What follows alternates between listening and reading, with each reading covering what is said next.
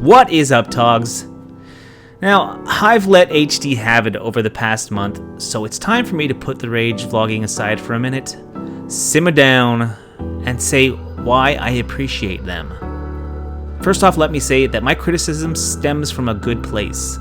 I have more good memories with my Harleys than the bad could ever outnumber. So let's start with my connection. Growing up, I wanted to ride a Harley. It wasn't a fad or a phase or the thing everyone was doing. My dad's friends restored classic cars. They even rebuilt the engine on his '56 Chevy pickup. I grew up with classic American muscle cars, and in my eyes, I always saw Harley-Davidsons as synonymous with classic American muscle. Even as an adult, before I started riding, Harleys were my gold standard motorcycle. Was I naive? Of course. But if my naivete isn't hurting anyone else, I think that's okay.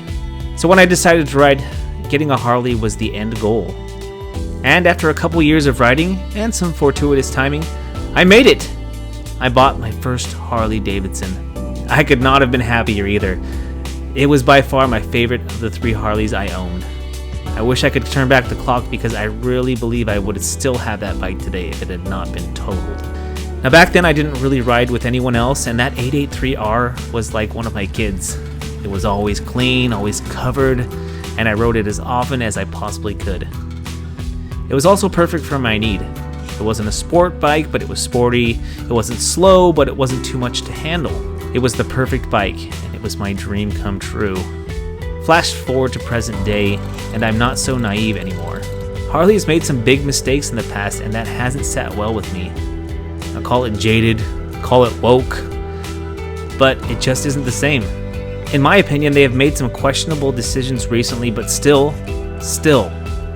when I say I will eventually own another Harley, I mean it.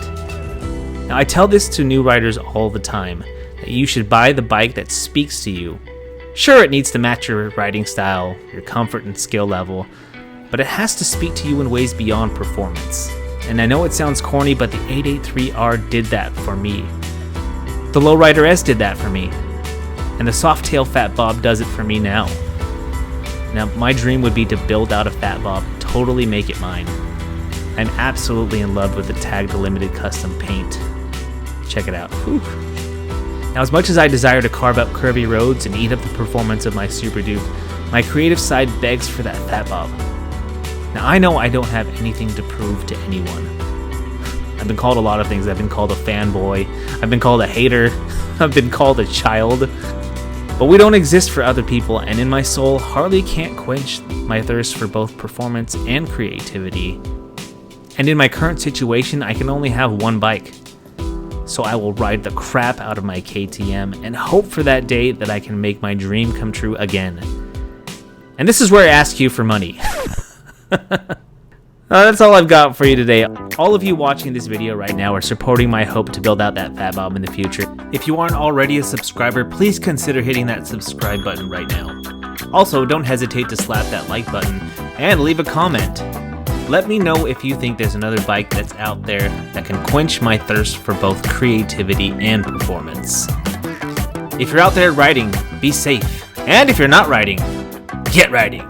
I'm that one guy, and I am out.